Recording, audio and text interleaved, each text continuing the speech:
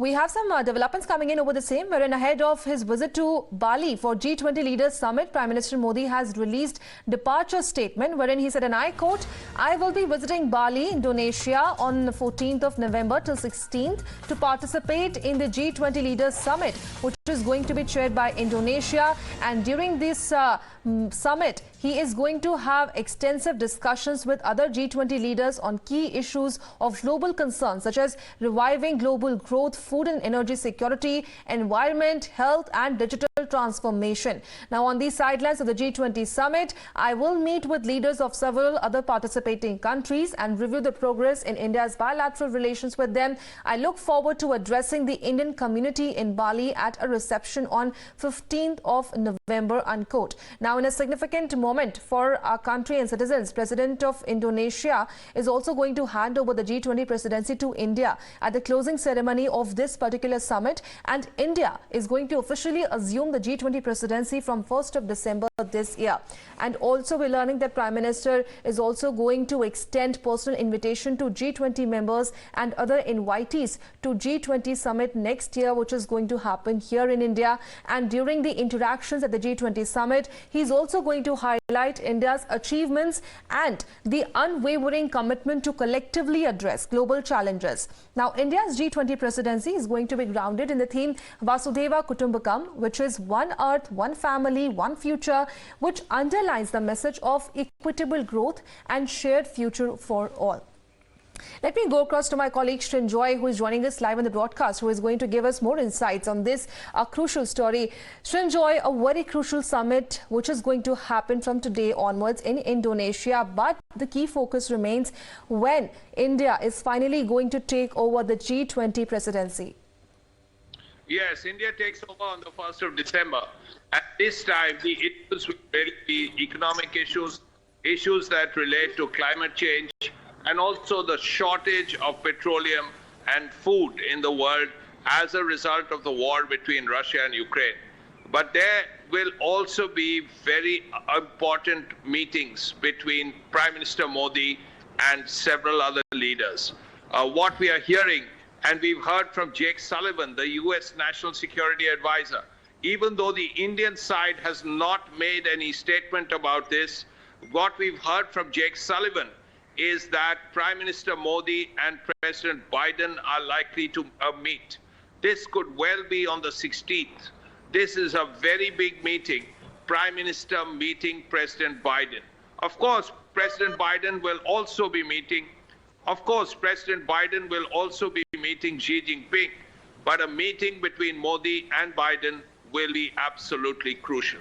Besides that, it is possible that Prime Minister Modi will also be meeting Rishi Sunak, and that meeting could well happen on the 16th as well. We don't know about it. It's still in the realms of speculation. But this is the first time, if they do meet, they will be meeting for the first time as prime ministers. So these are the two things we have to look up.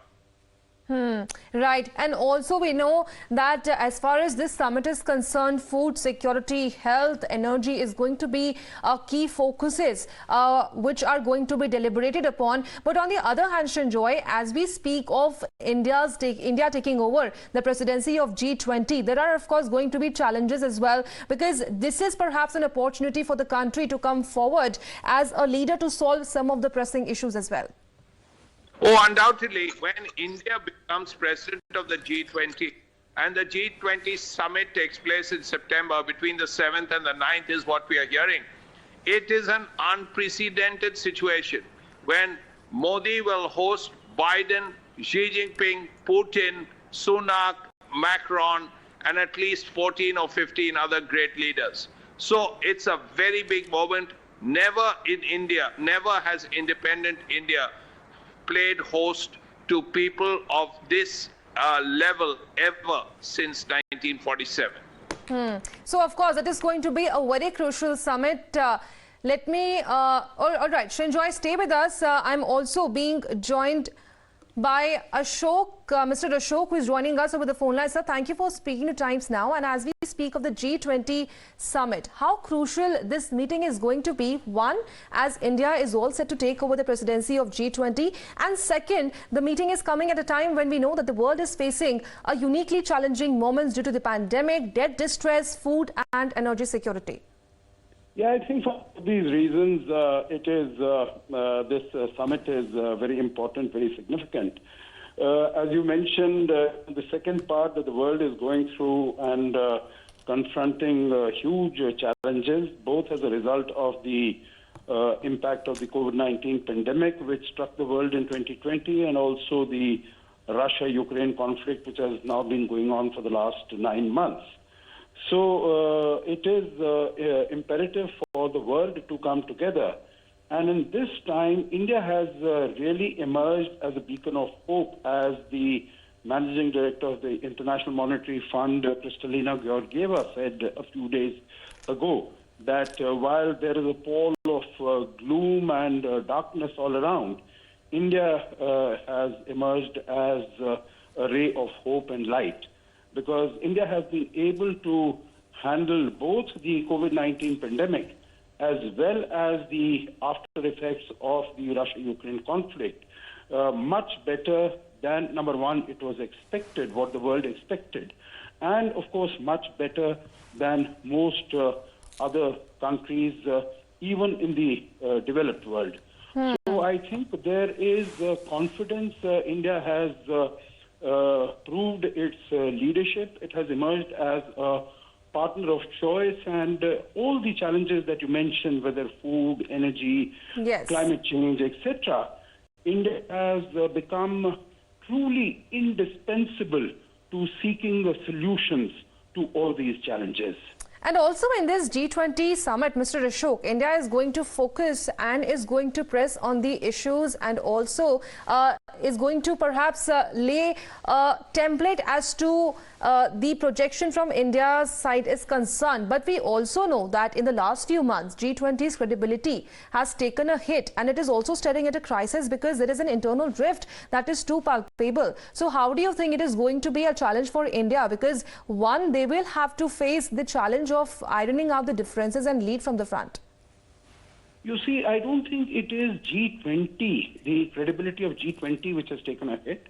I think it is the credibility of all multilateral institutions which has taken a hit.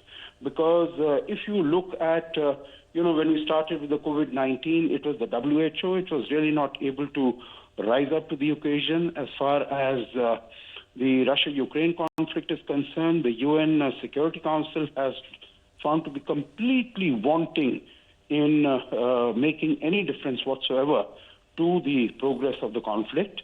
And in that context, I think what the template that India has suggested in terms of a reform to multilateralism also, but also getting the countries together, I think India's policy of yes, multi-alignment, we have good relations with all most countries, barring possibly China. Well, of course, the need of the hour is going to be to find innovative solutions and build bridges when India is going to take over the presidency of G20. Would like to thank Mr. Ashok and also my colleague Srinjoy for sharing all those crucial insights. We'll keep tracking this.